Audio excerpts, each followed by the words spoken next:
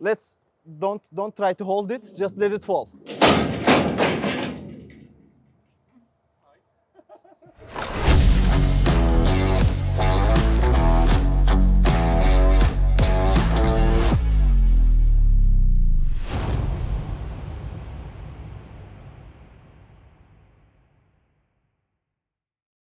Merhabalar, ben Selçuk İslamoğlu, SCS Software Araç Departmanı'ndan. Bir başka bölümümüze daha hoş geldiniz.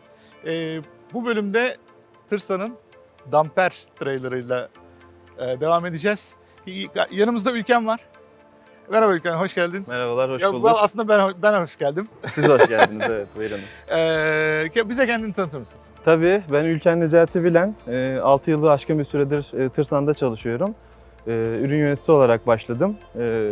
Şimdi de ürün yönetimi yöneticisi olarak da devam ediyorum yaklaşık 2 yıldır. Sen damperlerle ilgileniyorsun. Evet. Bu senin departmanın. Sadece damperlerle değil, hani bütün ürünlerle de ilgileniyorum ama damperle başladık. Bunun benim bebeğim olduğunu söyleyebilirim. Bu senin bebeğin. Devam edelim aslında. Benim sorularım olacak çok. Tabii. Burada mesela çok parlak görüyoruz. Niye parlak bu? Evet.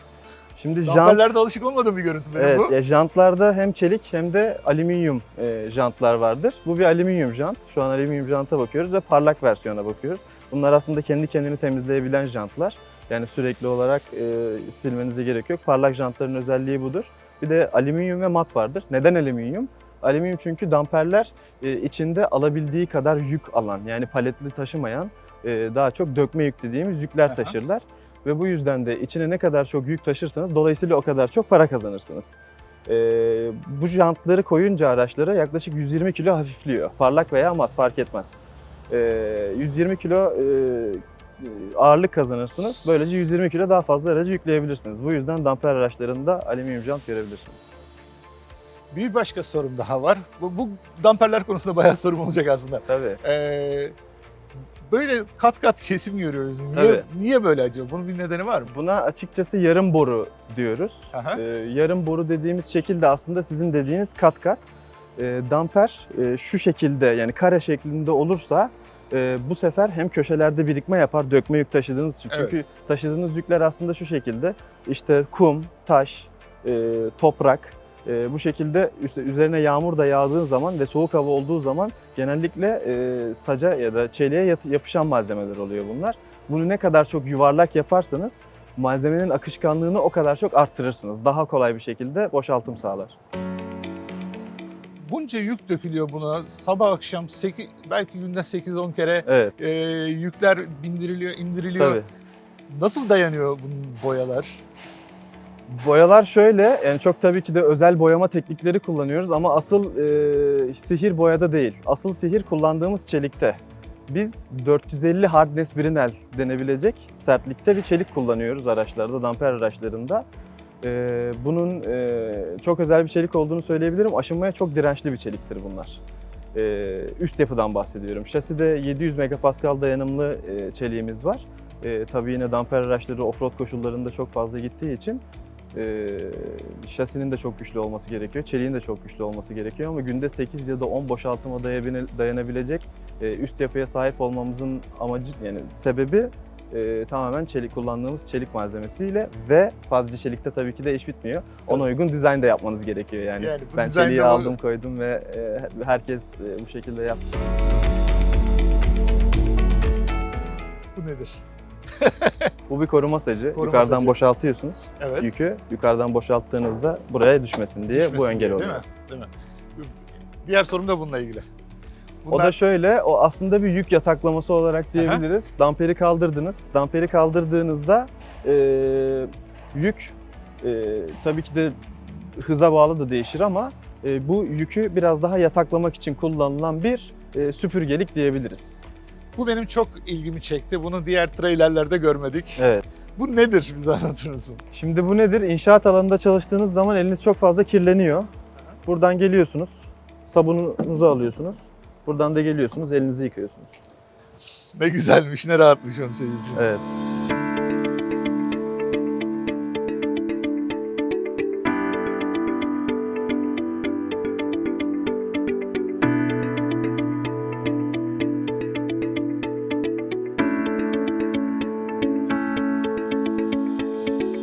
ön tarafta bu açılı bir tasarım görüyoruz. Evet. Bunun nedeni nedir?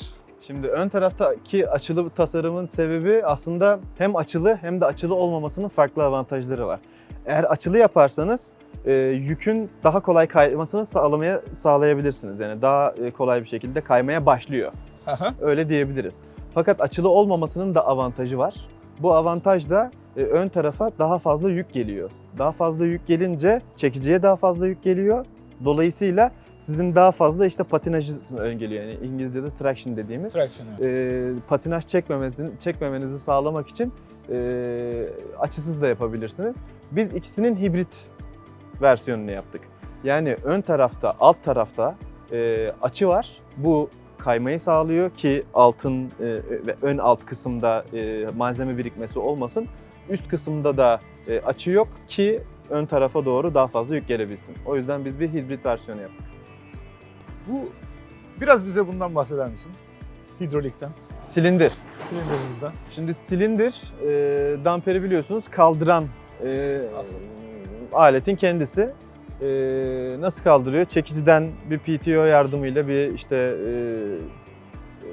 yardımıyla, motor yardımıyla ya çekicide olur ya da çekicide olmaz, direkt trailerin üzerinde olur bu motor. Aha. Fark etmez bu arada. İkisini de sağlayabiliyoruz. Onun yardımıyla yüksek basınçla, genelde bu 170 olur, 190 olur, 250 olur. Biz genelde 250 basınç, yüksek basınçlı tercih ediyoruz Aha. silindirlerimizi kullanmayı. Ve toplamda trailer bu silindirin stroke'u, yani toplam açılma alanı 5800 mm. Yani 5800 mm açılabiliyor bu silindir toplamda. Aha. Bu sayede damperi boşaltabiliyorsunuz. Bu 4 noktalı bir silindirdir. Bir de 3 Aha. noktalı silindirler var. Noktalardan kastım ne? Onlar da şunlar. İşte şurada bir bağlama noktası var, görüyorsunuz. Aha. Yani damperin silindirle olan bağlantı noktaları. Okay. Bu 4 noktalı bağlantı noktası. 4 noktalı bağlantı kullanmasının avantajı da burada çok daha stabil bir boşaltım operasyonu sağlayabiliyorsunuz. 4 noktalı olunca. 3 noktanın da tabii avantajları var. Fakat biz 4 noktalı kullanmayı tercih ediyoruz. Daha stabil ve daha güvende hissetsin kullanıcılar kendilerini diye. Merdivenle nereye gidiyorsunuz? Merdivenle yukarı çıkıp bakıyoruz dolmuş mu diye. Dolmuş mu diye değil mi? Okay. Yani şöyle, branda var. Branda var. Evet, branda var.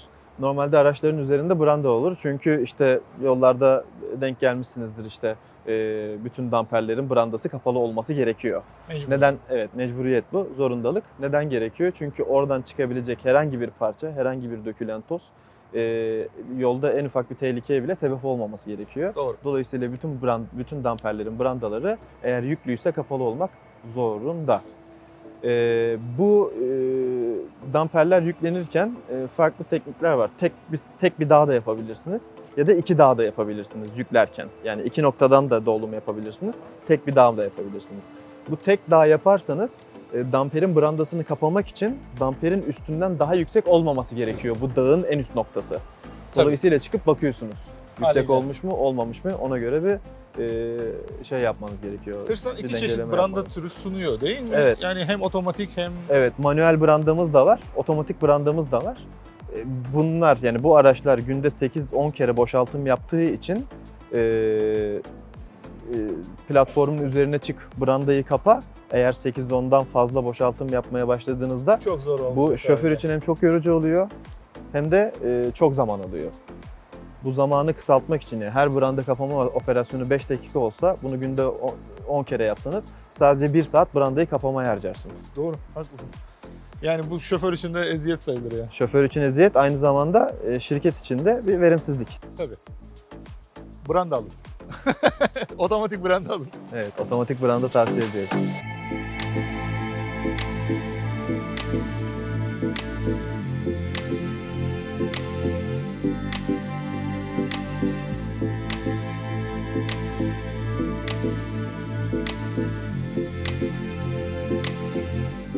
Peki son sorularımıza gelelim. Sen oyun oynamayı sever misin?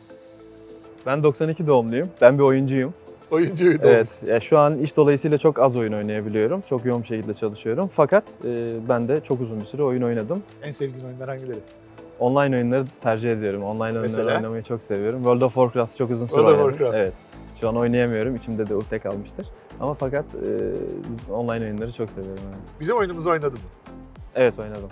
Yükledim. Beğendin mi? Evet beğendim. Yani özellikle sizin oyununuz yani Euro Truck Simulator'ı ilk defa bilgisayarıma kurduğum an şirkete başladıktan sonra oldu. Çünkü ürünleri de öğrenmeye Değil çalışıyordum. mi? Değil mi? Dolayısıyla ürünleri öğrenmek için gayet efektif bir yol oldu benim için. En azından Dingil'in ne olduğunu sizin oyununuzda öğrendiğimi söyleyebilirim. Peki çok teşekkür ederiz bize katıldığın için. Ben teşekkür ederim. Bir bölümümüzün daha sonuna geldik. Bir sonraki trailerde görüşmek üzere.